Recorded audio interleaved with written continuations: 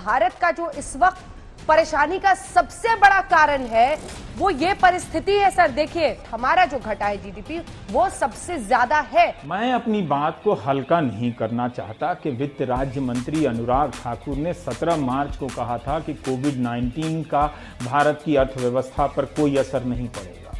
मुझे नागरिकों की गंभीरता पर पूरा यकीन है, क्योंकि जीडीपी माइनस में नहीं है, भारत के नागरिक भी माइनस में हैं।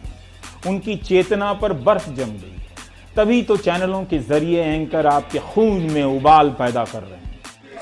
इनको बोलिए चीन की सेना गलवान घाटी से अपनी तंबू उखाड़कर भाग गई। मुझे बोलने दीजिए। अल्फाज आपने मेरे लिए मैं एक बात कहना चाहता हूं, तंबू उखाड़कर भाग गई। अब तक कहा जाता था कि चीन बड़ा बलवान है, उसे हराना मुश्किल है, लेकिन आज चीन हमारे चरणों में गिरा हुआ है। ये देखिए, ये देखिए, पीछे हटा चीन। देखिए आप, ये हमारे संकल्प की जीत है आज।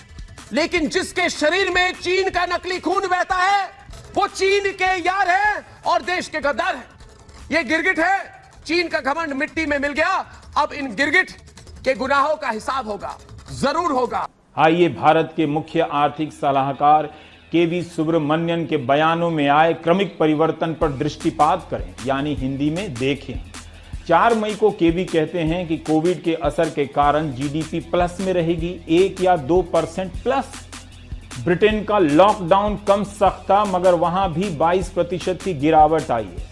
एक इंटरव्यू में उन्होंने कहा है कि वी शेप की रिकवरी हो रही है। जब सीएनबीसी टीवी 18 की एंकर ने पूछा कि क्या अगली 2 तिमाही यानी 6 महीने में आपको उछाल दिखता है, तो कहते हैं पता नहीं। जब मुख्य आर्थिक सलाहकार को ही पता नहीं तो किससे पूछें।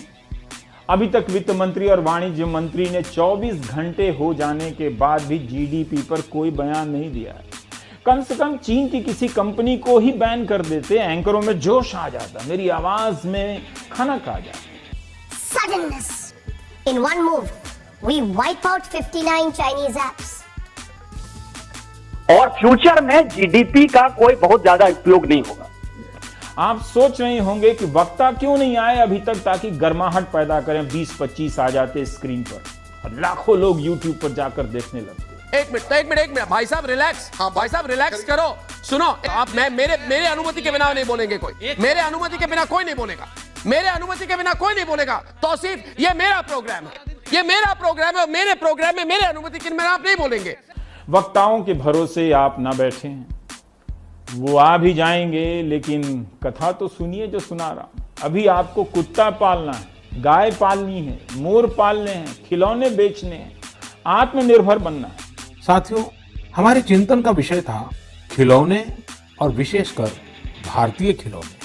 हमने इस बात पर मंथन किया कि भारत के बच्चों को नए नए टॉयज कैसे मिले। साथियों, मुझे यह भी बताया गया कि इंडियन ब्रीड के डॉग्स भी बहुत अच्छे होते हैं, बहुत सक्षम होते हैं। आप जरूर इनमें से ही किसी इंडियन ब्रीड के डॉग को घर लाएं। आत्मनिर्भर भारत जब जन मन का मंत्र बन ही रहा है, तो कोई भी क्षेत्र इससे पीछे कैसे छूट सकता है। कोविड की दुनिया में तारीफ हो रही है, तो सबसे ज्यादा केस भारत में आने लगे।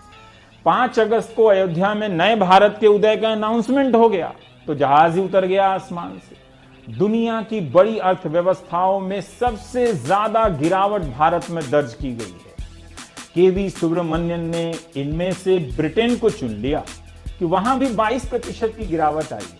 यूनिवर्सिटी की रिजल्ट में जब कोई फेल करता है तो वह लिस्ट में देखता है और कौन कौन फेल हुआ है, ताकि घर जाकर बता सके कि इस बार कॉपी ही ठीक से चेक नहीं हुई है, कम नंबर मिले हैं और कई लोग फेल हो गए। सही बोला आपने, बात कर रहे हैं, सही बोला आपने, सही बोलिए, बिल्कुल सही बात कही आपने।